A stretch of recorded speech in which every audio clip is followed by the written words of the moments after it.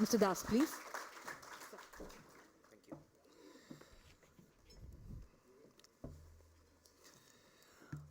Thank you. Good evening. I think we had a very lively session with the minister, and there were a number of questions. I could see that there were a lot of questions, and the minister, of course, took all the questions in stride, and the session overall was very lively.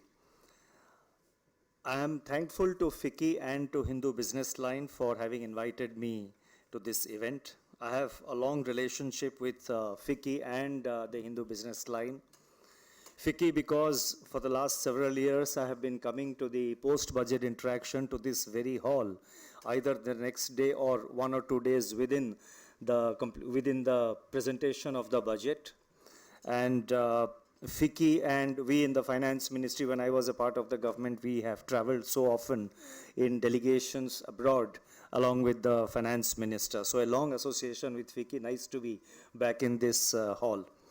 Business line, since I belong to the Tamil Nadu cadre and have lived in Chennai for very long, I have seen the newspaper grow, a newspaper that carries a lot of credibility in economic analysis and in going into details of various economic issues.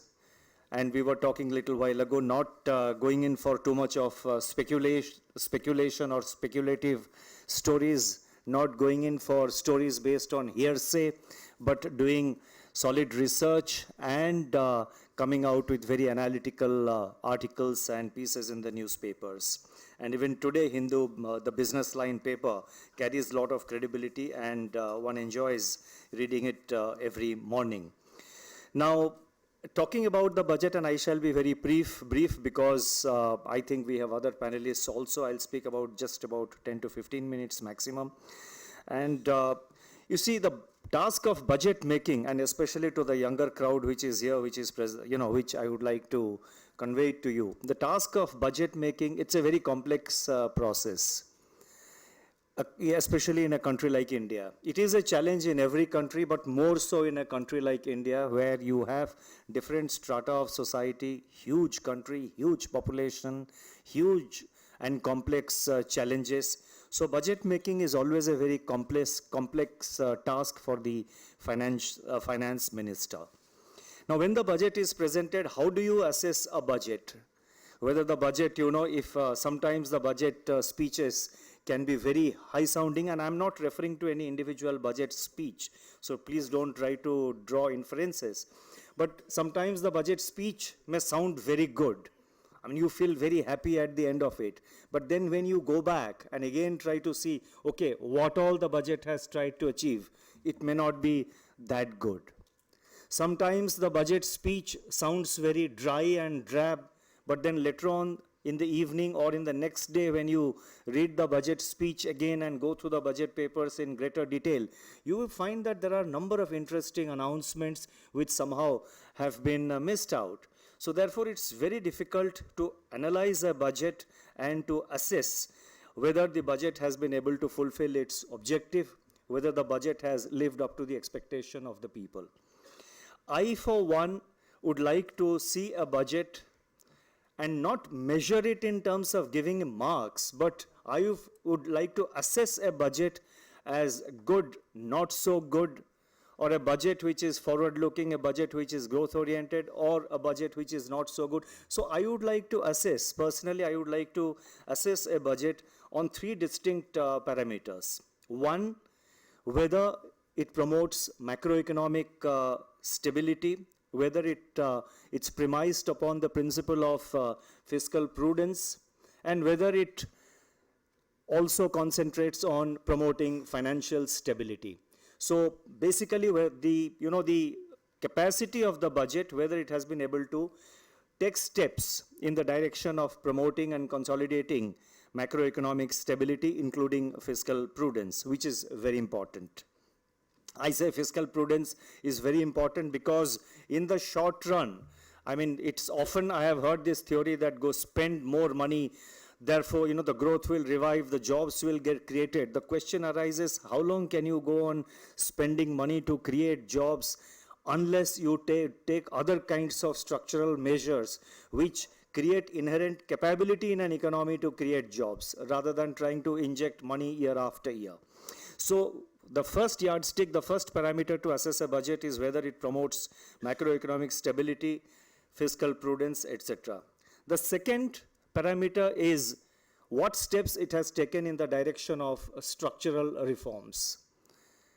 As I just mentioned a little while ago, an economy can sustain itself. An economy can become a springboard for future growth, for creation of new jobs, for injecting growth momentum into the economy only if you undertake structural reforms and address those critical bottlenecks, those critical hindrances in your economy which hold back growth, which hold back investment, or which hold back job creation, which hold back the realization of the full potential of the economy. So therefore, structural reforms are very important. And the third yardstick on which I would like to see a budget is what kind of development and infrastructure schemes, new schemes it has announced, or what kind of additional thrust it has provided to existing schemes. So these are the broad three parameters. I mean, there are a host of other factors which you can say that we should also look at that. But broadly speaking, I think these are the three parameters at which I would like to, based on which I would like to look at any budget. So let us therefore look at the budget of 1819, which is the subject matter of today's discussion, in the light of, from the background, in the context of these three parameters. The first is macroeconomic stability and fiscal prudence. Now, in the last few years, the government has maintained the fiscal deficit every year. It came down to 4.1, then 3.9, then 3.5. This year, the target was 3.2. But then you had major structural shifts, major structural changes in this year's economy, including the GST. The Minister for Railways has spoken at length about it, about the revenue accrual in GST being for 11 months. There are also other structural, there are also initial hiccups and bottlenecks which is expected from a massive and transformative tax initiative like the GST. We have to remember that GST was replacing a tax system which was in existence in the country for 70 years. So therefore, initial challenges and initial bottlenecks were bound to be there, and one is happy to note that most of it has been resolved, and GST, I think, has now come to stay, and it's in a very fairly streamlined position today. There are a few other issues relating to GSTN. You must have seen in the papers about the inability of the GSTN to accept the inability to go for the e-way bill and other things that I am sure in the coming weeks will be sorted out. So therefore, 17-18 was a very challenging year because a lot of structural changes were being undertaken, especially in the form of GST, and therefore it was quite natural that the fiscal deficit this year had to be around 3.5%. Now, going forward for the next year, the finance minister has provided a glide path. It was very easy for a government which, I think Mr. Sanjay Baru mentioned about it, and I was hearing in other panel discussions. I think the expectation this year was that perhaps, given the fact that 2019 there will be a general election, there will be a lot of giveaways, there will be, a lot of schemes which, which are by and large likely to be populist. But one finds that there are no populist schemes. And one finds that despite the, the difficulties and despite the sort of compulsion of the government to spend more, the government has emphasized on two things. One is that the quality of expenditure should not be sacrificed, that the outcomes are more important than merely providing more money and losing sight of the quality of expenditure.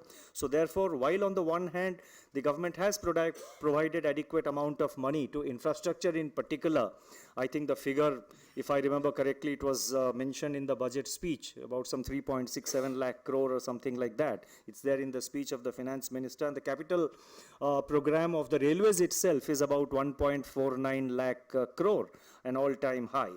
And so therefore, while providing allocation to the required sectors, the finance minister has provided a fiscal glide path and has also undertaken necessary changes in the FRBM Act and has also accepted the recommendation of the FRBM committee to reduce the general government deficit, that is the deficit of the central and the state governments put together, to 60% of GDP, 40% central government debt and 20% the 20% of GSDP, that of the state governments. So therefore, the fiscal deficit and the debt to GDP, the finance minister has given its due importance. He has also announced a number of measures. He has also referred to growth. He has talked about inflation. And now we have a framework, a statutory framework for regulating, for controlling inflation.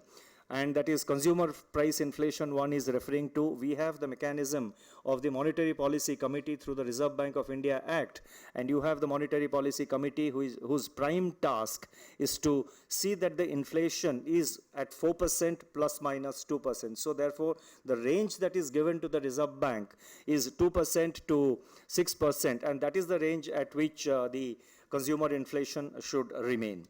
So therefore, the finance minister has focused on, ensuring and protecting the macroeconomic stability of the economy. And one announcement which I find that the media has not really highlighted sufficiently, which the finance minister has made, is with regard to the cryptocurrencies. Now, this is a major threat to the financial stability, not only of our country, but of all advanced countries. The way cryptocurrencies are spreading, you see, let us remember that in any country it is the central bank, and in our case it is the Reserve Bank. Under the law, under the statute, it is a central bank, it's the sovereign, and it is the central bank on behalf of the sovereign which is competent or which is legally authorized to issue currency notes or to issue currencies for doing transactions. So you have suddenly in the recent years, because of some new technology, cryptocurrencies coming up, and not only in India but more in other countries. The underlying asset is neither a promise of the Reserve Bank governor, neither a promise of a central bank governor on behalf of the sovereign, or there is no underlying asset like, for example, a share of a company, which a company has certain underlying assets and certain underlying value. Cryptocurrencies are born out of nothing. It's like, we have these air separation plants which create, which make oxygen. And I remember having attended a function long time ago in Chennai as an industry secretary. The raw material for that company was just air, because, they were creating oxygen cylinder, they had cylinders and they were filling up oxygen and they were selling oxygen. So what was their raw material? Their raw material was just, air, because they were just separating the air and taking out the oxygen, and that was the plant they were setting up. So here, what is the underlying asset? The underlying asset is nil. And it had the potential of becoming a Ponzi scheme. So I think it's very right, at the very right time, the finance minister has sounded the word of caution, and I'm quite sure that the government will, government will check this whole practice, because this is something which today poses a threat not only to our financial stability, but I think the way it is spreading, it can at some stage pose a threat to the global financial stability, and I think the developed countries need to be worried about it much more than anybody else. So therefore, the budget has rightly focused on financial stability, on promoting macroeconomic stability. The second aspect, as I mentioned, is on structural reforms. Now, in the recent years, number of structural reform measures have been undertaken. The GST, the bankruptcy, the insolvency and the bankruptcy code, the reduction of corporate taxes, an announcement which was made by the finance minister 3 years ago. And then we have the ease of doing business. Large number of structural reform measures have been taken. Aadhaar has been given a statutory backing.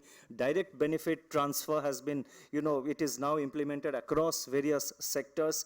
So talking about the kind of structural reforms which have been undertaken, I would like to mention about about 3 or 4 structural reform measures that that can qualify to be called structural reform measures, which I'm sure will have the necessary impact to create an enabling environment for promoting investment and jobs. The first one is that the finance minister has talked about a new defense production policy.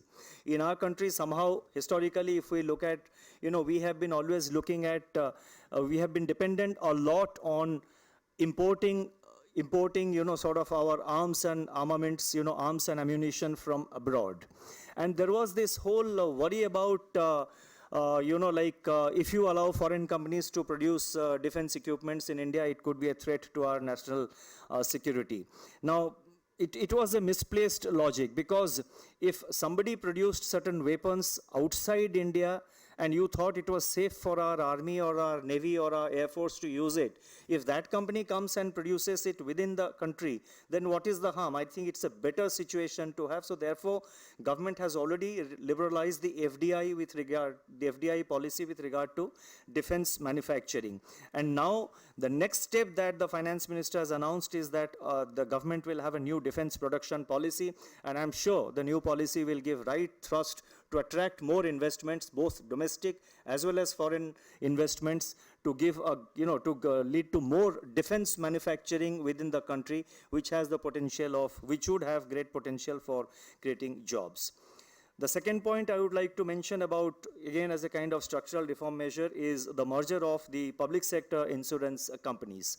Now, in the last year's budget, the finance minister had mentioned that the general insurance companies, LIC is a different act of parliament. I am not talking about LIC, but the other insurance companies, the finance minister had announced that they would all be, listed in the stock exchanges.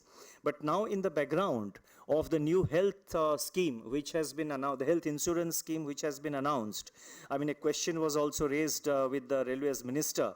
I think I'm no more a part of the government, but my assumption is that government wants to have a very consolidated, strong, and a strong insurance company which has not only the financial muscle, but it has got sufficient spread throughout the country to implement this health insurance scheme, which is, I think, going to be one of the largest health insurance schemes in the world. So in that background, I think this merged entity of the general insurance companies the merger of the public sector insurance companies will facilitate implementation of this scheme in a much stronger manner. Apart from that, I think it's a structural reform measure, because given the fact that even in insurance today we have FDI and foreign insurance companies are becoming greater players in India, Indian insurance companies, that is public sector insurance companies, should also have the necessary financial muscle and the capability to stand in competition.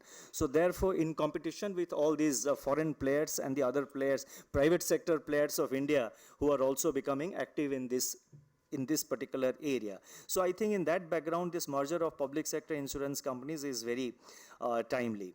Then the finance minister, the third point I would like to mention under structural reforms is, again, reduction of corporate tax to 25% for companies which have a turnover of 250 crore or less. I think this single announcement will facilitate a kind of a SME revolution. Pardon me if I'm using a very superlative or a very strong terminology, but I think it has the potential to create a kind of SME revolution, because the 5% tax saving that a small and medium enterprise with a turnover of 250 crores or less, the 5% tax saving that it has will not only improve its bottom line, improve its profitability, but it will enable that company also to imbibe new technology, to install new machineries, and to sort of stand in competition with other modern, with other global players, and also improve their export potential. The fourth and final point I would like to mention, for shortage of time, I'm not going into details, I'm just touching on some of the major points, is the announcement that artificial intelligence, the Niti Aayog, I think, is going to act as kind of they're going to have a working group or a task force to work on artificial intelligence.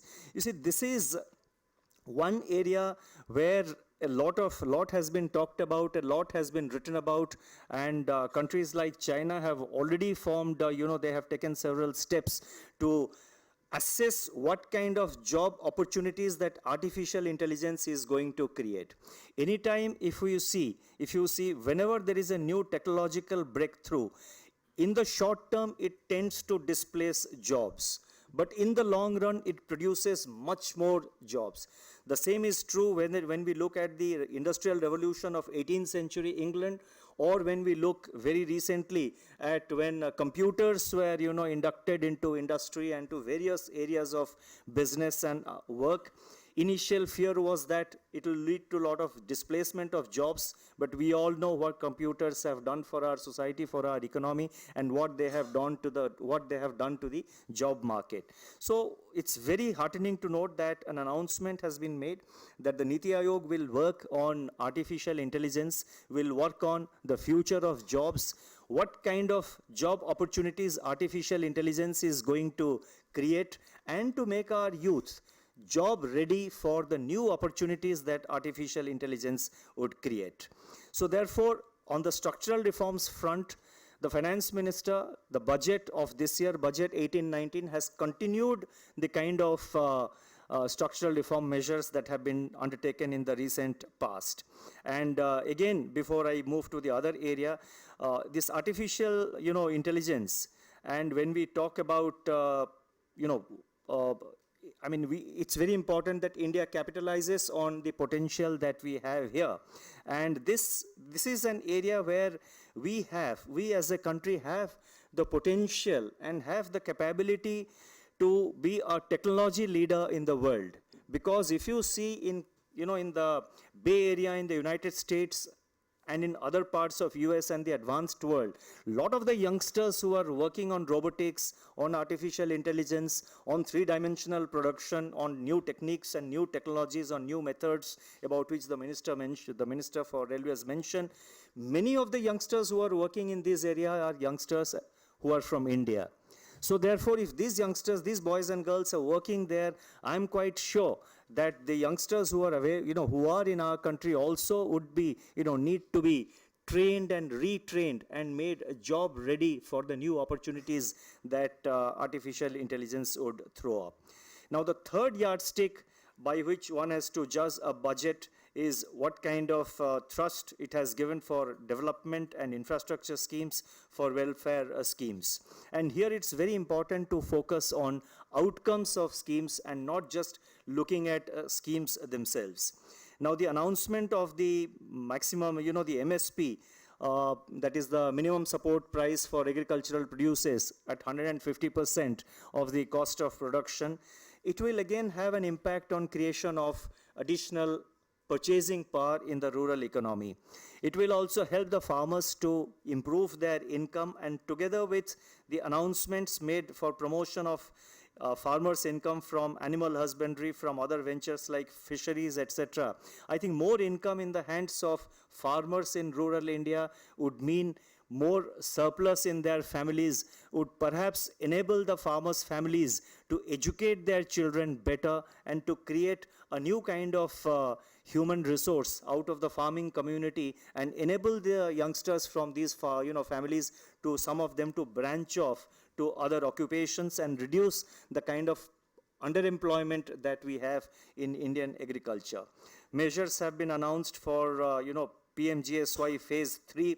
It's the Rural Road Scheme in India, together with the the Ujjwala scheme, that is the LPG cooking facility to every household, or for example the rural electrification scheme, I think, and also, as I mentioned, the health insurance scheme, moving towards, these are the things which improve the quality of life and would create a better quality of life in the rural areas especially, would certainly create the potential by which you have a situation where the youngsters, where you have a situation where we can hope to get better quality manpower, better quality of human resource from our rural areas. So I can go on and on about the schemes which have been announced, but I will stop here. So therefore, on the whole, if I summarize, I think the budget 18-19 is a very comprehensive budget that addresses the critical concerns of our economy.